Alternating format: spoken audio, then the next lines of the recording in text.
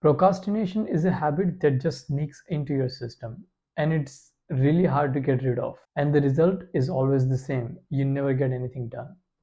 Hi friends, welcome to the channel. My name is Rahul and in this video we'll talk about different ways to beat procrastination and I hope you find them useful. So last week I started reading this book called Do It Today. And it's such an amazing book. It's divided into three different sections. So far, I've only read the first section, but I decided to make a video about this and share it on YouTube while it's fresh in my mind so you can benefit from it as well. So let's get started. How often do you find yourself blaming external reasons for your lack of productivity? Reasons like, I don't have enough time, or people keep interrupting me, or my laptop is just too old. We don't necessarily procrastinate because what we are trying to do or achieve is a difficult task. And for the most part, we actually want to achieve our goal. We know that they're important. It's just we choose to procrastinate anyway. One of the first reasons we procrastinate is because we have a hard time focusing on something. So let's see what we can do when we cannot focus. Many of us struggle to finish tasks that do not have any sense of urgency to them. There's so many different reasons why we are not able to achieve what we are set out to do on that particular day. The first thing I try to do when I'm focusing on something is eliminate the distraction. So let's say one of my biggest distraction is my phone. So every time I'm working on something that needs my absolute focus, I will either turn off my phone or put it at a distance so I do not check it every few minutes. The other thing that I started doing recently is keeping a distraction list. Whenever I'm doing something that I'm have been procrastinating for a while, I know it's a difficult task. So if I start doing it, there will be so many random thoughts that keep coming in my head. So I keep a pen and paper nearby, and every time this random thought that comes in my head, things like, did I get milk from the grocery store, or what I'm gonna eat for lunch tomorrow. Whenever they pop up in my head, I write them down on a paper. This also gives me a to-do list for later on, but at that moment, I won't be constantly thinking about that thing while I'm trying to focus on the task at the hand. The second thing to do when you have a hard time focusing is think about past successes. There is a chemical in your brain called serotonin. Whenever you think about past successes, research shows that the serotonin level goes up, and focus and serotonin are directly proportional. So if your serotonin levels are actually low, you will have a hard time focusing on something. So try to think about something that's you achieved in the past, and it doesn't have to be necessarily related to work or your profession. It could be something personal as well, like winning a basketball game when you were in high school. Or when we cannot focus on something, we need to acknowledge the fact that we have a problem. It may be common, but it's not normal to check our phone every 2 minutes or to be bored at all times. Let's talk about our next section, beating procrastination. When I was at the university, this same scenario would repeat every semester. I would start the semester off thinking I will not leave things just a week or two before the examination. That I will try to get everything done beforehand.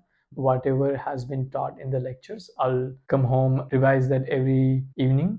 But this was never the case. I would keep procrastinating important things I knew that I should not avoid till I could not anymore. And the result was always the same. As we get closer to the semester, I will try to scramble everything in few days, and then the panic would set in. Procrastination is a habit that just sneaks into your system, and it's really hard to get rid of. And the result is always the same. You never get anything done. So how do we beat procrastination? When we are planning to do something, we tend to overestimate these three things: self regulation, self control, and willpower. We think that, oh yeah, I can finish that chapter in 2 hours, or I can finish shooting this video and edit it in a single day, but that hardly ever happens. What we really need is a reliable system, a system that you can count on when you don't feel like doing anything to beat procrastination.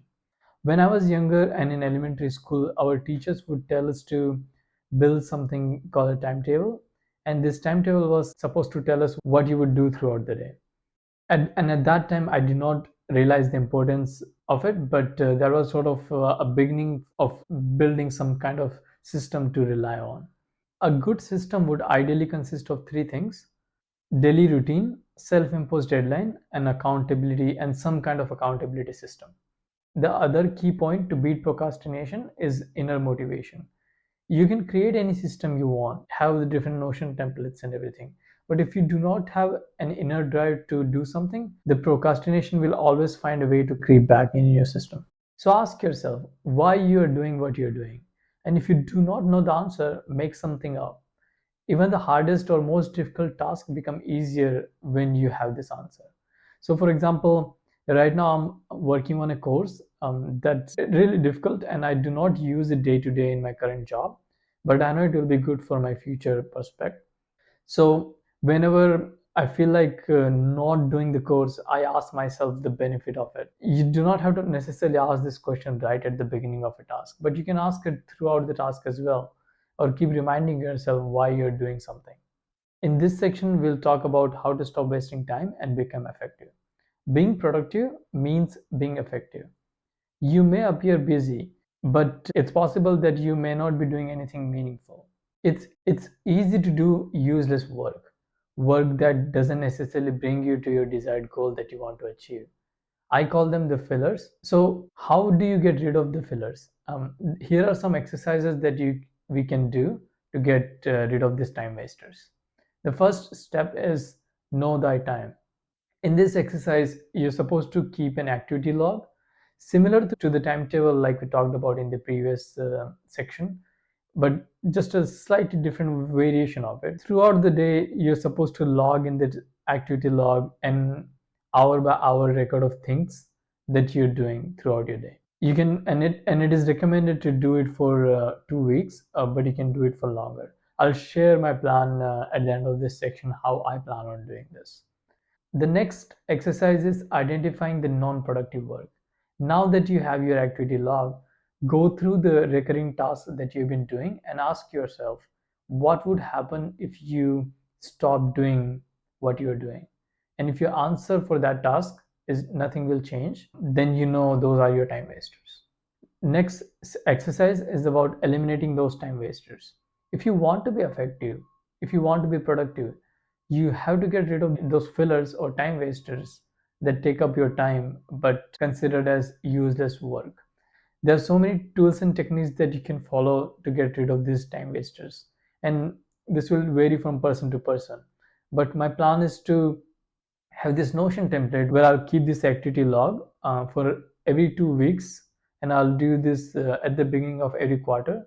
Then I will identify what are the habits that I need to get rid of, and if some of them are coming back, then I can review them in the next quarter during those 2 weeks, and I can work on getting rid of them again. The time wasting activities becomes a habit before we know it. And this brings us to our last section, the 30 minutes evening ritual. This is a really fun one to do as well. Let's say you have your day perfectly planned with your events scheduled in your calendar or your journal, and your intentions are to crush the day, but you will not be able to execute the day as you plan if you lack the energy. Having this 30 minutes evening ritual will help you save up that energy. So let's see what this ritual actually looks like. The first 10 minutes are about closing the day. In this, we talk about today and we write down things like what you have accomplished that particular day, what are the challenges that you faced and how you overcame them, and reviewing the progress of any action that you're taking to reach to your goals that you set. I plan to do this using a Notion template, but you can also use a journal as well if you prefer pen and paper. The next 10 minutes are about reviewing tomorrow's calendar. Isn't it nice to know when you wake up in the morning what your day is supposed to be like, knowing exactly what you are going to do that day? And it's not that hard to do either. Just schedule events in a calendar, and I used to do this on the same day in the morning, but I'm looking forward to trying out this technique where I schedule this in the day before. The next 5 minutes are about making trivial decisions. So what happens is after a certain amount of decisions in a day, your brain run out of juices and the quality of your decisions decrease. This is something called decision fatigue, and you don't have to worry about it in the evening because you'll go to bed soon after and your brain will be recharged. So Decisions like what clothes you will be wearing tomorrow, or what you will be having for lunch tomorrow, what shoes are you going to wear, those trivial decisions can be taken in this 5 minutes. You may have heard of many famous people wearing the same or similar clothes every day, so they don't have to waste another decision on something trivial like that. I like my colors, so planning it in a day in advance will be a good way to get around it. And in the last 5 minutes, you're supposed to visualize your next day. It's pretty simple. In one of the earlier steps, you schedule events in your calendar. So you're supposed to visualize your next day based on this calendar events. And what this will do is it will give you a boost for next morning when you wake up. And this is my favorite quote from this book. Time cannot be managed, but you can manage your attention. Now let's take a quick look at the summary before we go. We looked at how to focus on a task by eliminating distractions and how thinking about past successes can boost our focus. Then we talked about how we can beat procrastination by developing a system, and also how to boost our internal motivation by asking the right questions. After that, we looked at how we can stop wasting time and become effective by following 3 easy exercises. And lastly, we talked about the 30 minutes evening ritual where we saw how we can plan our next day in just 30 minutes. Well, I hope you enjoyed this video. Thank you for watching.